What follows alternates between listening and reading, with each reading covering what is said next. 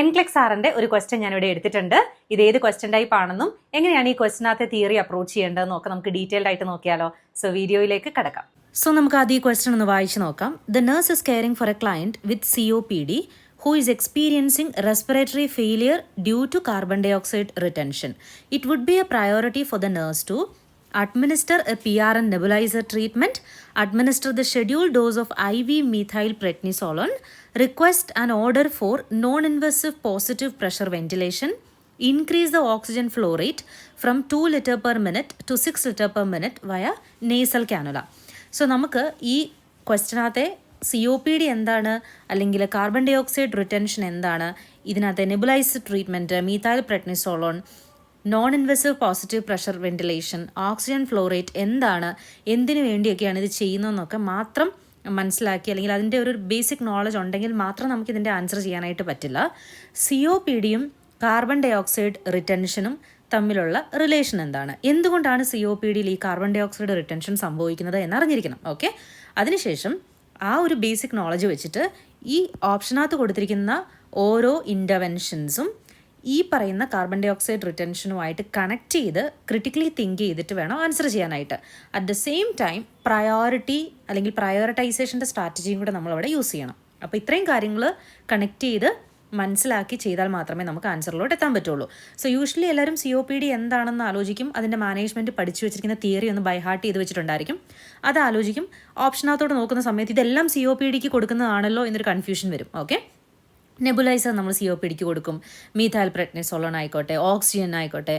Respiratory failure എന്ന് പറയുന്നത് കൊണ്ട് ഓക്സിജൻ്റെ ഫ്ലോ റേറ്റ് കൂട്ടുക എന്നുള്ളത് അതിൽ ഫോക്കസ് ചെയ്യുന്നവരുണ്ട്. അപ്പം അങ്ങനെയല്ല, ഈ കണ്ടീഷനും ഈ പേഷ്യൻ്റ് എക്സ്പീരിയൻസ് ചെയ്യുന്ന പ്രോബ്ലം തമ്മിൽ കണക്ട് ചെയ്തിട്ട് അതിനെ ഓപ്ഷൻസുമായിട്ട് വേണം ക്രിട്ടിക്കലി തിങ്ക് ചെയ്ത് ആൻസർ ചെയ്യാനായിട്ട്. ഓക്കെ, സോ ആദ്യം നമുക്ക് COPD എന്താണെന്നും കാർബൺ ഡൈ ഓക്സൈഡ് റിറ്റൻഷൻ എന്താണെന്നും ഡീറ്റെയിൽഡ് ആയിട്ടൊന്ന് നോക്കാം. ഓക്കെ, സോ COPD എന്താണെന്ന് എല്ലാവർക്കും അറിയാമല്ലോ. ഇതൊരു പ്രോഗ്രസീവ് ആയിട്ടുള്ള ലോങ് ടേം ലങ് ഡിസീസാണ്. നമ്മുടെ എയർ ഫ്ലോ റെസ്ട്രിക്റ്റ് ചെയ്യുന്ന ബ്രീത്തിങ് ഡിഫിക്കൽറ്റി പേഷ്യൻസിന് ഉണ്ടാക്കുന്ന ഒരു കണ്ടീഷനാണിത്. ഓക്കെ, മെയിനായിട്ട് ടുബാക്കോ സ്മോക്കിംഗ്, എയർ പൊല്യൂഷൻ, ഇതൊക്കെ കൊണ്ടാണ് COPD ഉണ്ടാവുന്നത്. ഓക്കെ, രണ്ട് കണ്ടീഷനാണ് COPDയിൽ ഉണ്ടാവുന്നത്, എംഫൈസീമയും ക്രോണിക് ബ്രോങ്കൈറ്റിസും. ഓക്കെ, ഇത് ഇൻക്യൂറബിൾ ആയിട്ടുള്ള ഒരു കണ്ടീഷനാണ്. മെഡിക്കേഷൻസും ലൈഫ് സ്റ്റൈൽ ചേഞ്ചസും ഒക്കെ കൊണ്ട് സിംറ്റംസ് മാറ്റാം എന്നുള്ളതേ ഉള്ളൂ. ഓക്കെ, സോ ഇത്രയാണ് COPDനെ കുറിച്ച് ബേസിക് ആയിട്ട് നമ്മൾ അറിഞ്ഞിരിക്കേണ്ടത്. എംഫൈസീമയും ക്രോണിക് ബ്രോങ്കൈറ്റിസും ഇൻക്ലൂഡഡ് ആയിട്ടുള്ള ഒരു പ്രോഗ്രസീവ് ആയിട്ടുള്ള ലോങ് ടേം കണ്ടീഷനാണ്, ലോങ് ടേം ലങ് ഡിസീസാണ് COPD. Okay, now carbon dioxide retention എന്താണെന്ന് നോക്കാം. ഓക്കെ, നൗ COPD പേഷ്യൻസിനുണ്ടാകുന്ന ഒരു മെയിൻ പ്രോബ്ലമാണ് കാർബൺ ഡൈ ഓക്സൈഡ് റീറ്റെയിൻ ആകുക എന്ന് പറയുന്നത്. Which means carbon dioxide ലങ്സിൽ ട്രാപ്പായി കിടക്കുക.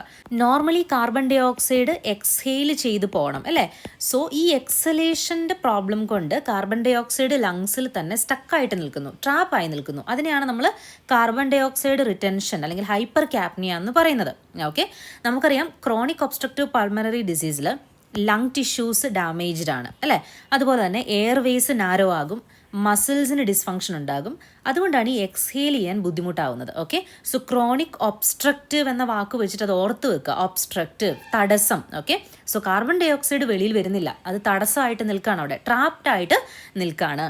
ഓക്കെ, നൗ ഈ COPDയും കാർബൺ ഡൈ ഓക്സൈഡ് റിറ്റൻഷനും കണക്ട് ചെയ്തിട്ട് ഒരുപാട് ക്വസ്റ്റ്യൻസ് എൻക്ലെക്സിൽ വരാറുണ്ട്. സോ നമ്മളൊരു കണ്ടീഷൻ പഠിക്കുന്ന സമയത്ത് ഇപ്പോൾ COPD പഠിക്കുവാണെങ്കിൽ നമ്മൾ സാധാരണ അതിൻ്റെ കുറേ തിയറി പഠിച്ചു പോകും അല്ലേ. പക്ഷേ എൻക്ലെക്സിന് യുണീക്ക് ആയിട്ടുള്ള ചില കണ്ടീഷൻസ് ഏത് സിംറ്റമായിട്ടാണ് അല്ലെങ്കിൽ ഏത് ട്രീറ്റ്മെൻറ്റുമായിട്ടാണ് ഒരുമിച്ച് ചോദിക്കുന്നതെന്ന് നമ്മൾ അറിഞ്ഞ് വെച്ച് കഴിഞ്ഞാൽ നമുക്ക് കുറച്ചുകൂടി എളുപ്പമാണ്. ഇപ്പോൾ COPD ചിലപ്പോൾ കോഫ് വെച്ചിട്ടോ വീസിങ് വെച്ചിട്ടോ ആയിരിക്കില്ല, അതിനെക്കാട്ടിൽ കൂടുതൽ ഈ കാർബൺ ഡൈ ഓക്സൈഡ് റിറ്റൻഷൻ വെച്ചിട്ടായിരിക്കും കൂടുതൽ എൻക്ലെക്സിൽ ഫോക്കസ് ചെയ്യുന്നത്. അപ്പോൾ എൻക്ലെക്സിൽ ഫോക്കസ് ചെയ്യുന്ന ടോപ്പിക്ക് വെച്ചിട്ട് വേണം ഇത് പഠിക്കാനായിട്ട്, തിയറി പഠിക്കുന്ന സമയത്ത്. അല്ല നമ്മൾ വെറുതെ കുറേ ഡിസീസ് കണ്ടീഷൻസ് പഠിച്ചു പോയിട്ടുണ്ടെങ്കിൽ നമുക്ക് ചിലപ്പോൾ തിയറി കുറേ പഠിക്കാമെന്നുള്ളതേ ഉള്ളൂ, നമുക്ക് എക്സാമിന് ഇത് ചിലപ്പം യൂസ്ഫുൾ ആയെന്ന് വരില്ല. ഓക്കെ, സോ ഒന്നുകൂടെ ഞാൻ പറയാം. COPD എന്ന കണ്ടീഷനിൽ കാർബൺ ഡൈ ഓക്സൈഡ് റിറ്റൻഷൻ, അതായത് കാർബൺ ഡൈ ഓക്സൈഡ് ട്രാപ്ഡ് ആയിട്ട് നിൽക്കുകയാണ് ലങ്സിൽ. Okay, obstruction. ഓക്കെ, ട്രാപ്ഡ് ആയിട്ട് നിൽക്കുന്നു. ആൻഡ് അതുകൊണ്ട് ഈ കാർബൺ ഡൈ ഓക്സൈഡ് എക്സ്ഹേൽ ചെയ്യാൻ പേഷ്യൻറ്റിന് പറ്റുന്നില്ല. കാരണം ലങ് ടിഷ്യൂസ് ഡാമേജ്ഡ് ആണ്, നാരോ ആയിട്ട് എയർവേസ് നിൽക്കുകയാണ്, മസിൽസിന് പ്രോബ്ലം ഉണ്ട്. അതുകൊണ്ട് എക്സ്ഹേൽ ചെയ്യാൻ പറ്റുന്നില്ല. അപ്പോൾ എക്സ്ഹേൽ ചെയ്യാൻ പറ്റാത്തതുകൊണ്ടാണ് ഈ കാർബൺ ഡൈ ഓക്സൈഡിലൂടെ റീറ്റെയിൻ ആയിട്ട് നിൽക്കുന്നത്. ഓക്കെ, സ്റ്റക്കായിട്ട് നിൽക്കുന്നത്. ഓക്കെ, നൗ ഇനി ഈ ഓപ്ഷൻസ് ഓരോന്ന് നോക്കുന്ന സമയത്ത് നമ്മൾ ഫോക്കസ് ചെയ്യേണ്ടത് ഒബ്സ്ട്രക്റ്റീവ് പൾമണറി ഡിസീസ് എന്നുള്ള അല്ലെങ്കിൽ COPDയുടെ എല്ലാ ഇൻ്റർവെൻഷൻസിലും അല്ല. ഓക്കെ, നൗ കാർബൺ ഡൈ ഓക്സൈഡിൻ്റെ റിറ്റൻഷൻ കൊണ്ടാണ് ഈ പേഷ്യൻ്റ് റെസ്പിറേറ്ററി ഫെയിലിയർ എക്സ്പീരിയൻസ് ചെയ്യുന്നത്. സോ ആ കാർബൺ ഡൈ ഓക്സൈഡിൻ്റെ റിറ്റൻഷൻ മാറാനുള്ള ഇൻ്റർവെൻഷനാണ് നമ്മൾ പ്രയോറിറ്റൈസ് ചെയ്യേണ്ടത്. അപ്പോൾ കാർബൺ ഡൈ ഓക്സൈഡ് റിറ്റൻഷൻ ഉള്ളത് കൊണ്ടാണ് റെസ്പിറേറ്ററി ഫെയിലിയർ എക്സ്പീരിയൻസ് ചെയ്യുന്നത്. ഈ റെസ്പിറേറ്ററി ഫെയിലിയർ ഇംപ്രൂവ് ചെയ്യണമെങ്കിൽ കാർബൺ ഡൈ ഓക്സൈഡ് റിറ്റൻഷൻ മാറണം. അപ്പോൾ അതിനു വേണ്ടിയുള്ള ഇൻ്റർവെൻഷൻ വേണം നമ്മൾ ചൂസ് ചെയ്യാനായിട്ട്. സോ ഒന്ന് ആലോചിച്ച് നോക്കുക, നെബുലൈസർ ട്രീറ്റ്മെൻറ്റ് എടുക്കാം. So first option nebuliser treatment ആണ്. എന്തിനാണ് നമ്മൾ നെബുലൈസേഴ്സ് കൊടുക്കുന്നത്? ലൈക്ക് ആൽബ്യൂട്രോൾ പോലെയുള്ള അല്ലെങ്കിൽ ആൻറ്റി കൊളിനർജിക് മെഡിക്കേഷൻസ് ഒക്കെ നമ്മൾ നെബുലൈസേഷനിൽ കൊടുക്കും അല്ലേ. സോ ഇത് നമ്മൾ നെബുലൈസേഷൻ കൊടുക്കുന്നത് എയർവേ ഓപ്പൺ ചെയ്യാനായിട്ടാണ്. ഓക്കെ, എയർവേ ഓപ്പൺ ചെയ്യാനായിട്ടും അല്ലെങ്കിൽ സ്പ്യൂട്ടം ഒക്കെ ഉണ്ടെങ്കിൽ അത് തിന്നാക്കിയിട്ട് അല്ലെങ്കിൽ സ്പ്യൂട്ടം പ്രൊഡക്ഷൻ കുറച്ചുകൂടെ എൻഹാൻസ് ചെയ്യാനും ഒക്കെയാണ് നമ്മൾ നെബുലൈസേഷൻ കൊടുക്കുന്നത്, എയർവേ ഓപ്പൺ ആക്കുക. സോ ഇവിടെ കാർബൺ ഡൈ ഓക്സൈഡ് റിറ്റെയിൻ ആയിട്ട് നിൽക്കുകയാണ്. അപ്പോൾ ഈ നെബുലൈസേഷൻ കൊടുത്തു കഴിഞ്ഞാൽ കാർബൺ ഡൈ ഓക്സൈഡ് റിട്ടൻഷൻ നടക്കില്ല അവിടെ. ഓക്കെ, നെബുലൈസേഷൻ കൊടുക്കുന്നത് എയർവേ ഓപ്പൺ ആക്കാനായിട്ടാണ്. അപ്പോൾ നെബുലൈസേഷൻ ഈ കാർബൺ ഡൈ ഓക്സൈഡ് റിട്ടൻഷൻ്റെ ഒരു ഇൻ്റർവെൻഷൻ അല്ല. ഓൾറൈറ്റ്, അടുത്തത് administer the schedule dose of IV methylprednisolone. So നമുക്കറിയാം കോർട്ടിക്കോസ്റ്റീറോയിഡ് ആണ് ഇതല്ലേ. കോർട്ടിക്കോസ്റ്റീറോയിഡ്സ് നമ്മൾ എന്തിനാണ് കൊടുക്കുന്നത്? എയർവേ ഇൻഫ്ലമേഷൻ കുറച്ച് വെന്റിലേഷൻ ഇംപ്രൂവ് ചെയ്യാനായിട്ടാണ് അല്ലേ.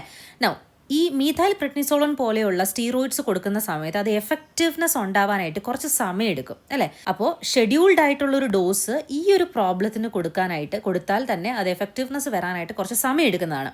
അപ്പോൾ ഇവിടെ ഈ റെസ്പിറേറ്ററി ഫെയിലിയർ പ്രിവെൻറ്റ് ചെയ്യാനായിട്ട് നമുക്ക് പെട്ടെന്ന് എന്ത് ചെയ്യാൻ പറ്റും? പ്രയോറിറ്റൈസേഷൻ ക്വസ്റ്റൻ ആണ്. സോ അതിലാണ് നമ്മൾ ഫോക്കസ് ചെയ്യേണ്ടത്. ഓക്കെ, നൗ അടുത്തത് ഫോർത്ത് ഓപ്ഷൻ നോക്കിയാൽ എമൗണ്ട് ഓഫ് ഓക്സിജൻ കൂട്ടുക എന്നുള്ളതാണ്. നമുക്കറിയാം ഓൾറെഡി ഇവിടെ ഈ ലങ്സിൽ കാർബൺ ഡൈ ഓക്സൈഡ് സ്റ്റക്കായിട്ട് നിൽക്കുകയാണ്, ട്രാപ്ഡ് ആയിട്ട് നിൽക്കുകയാണ്. ഈ ഓക്സിജൻ്റെ എമൗണ്ട് കൂട്ടിക്കഴിഞ്ഞാൽ ഈ ട്രാപ്ഡ് ആയിട്ടിരിക്കുന്ന എയർ റിമൂവ് ചെയ്യാൻ പറ്റുമോ എന്നാണ് നമ്മൾ നോക്കേണ്ടത്. ഓക്കെ, സോ ഓക്സിജൻ സാച്ചുറേഷൻ കൂട്ടിക്കഴിഞ്ഞു കഴിഞ്ഞാൽ കൂടുതൽ CO2ൻ്റെ റിട്ടൻഷനിലോട്ട് പോവുകയുള്ളൂ അല്ലേ. കൂടുതൽ എയർ ആ ലങ്സിൽ ട്രാപ്ഡായി നിൽക്കുകയുള്ളൂ.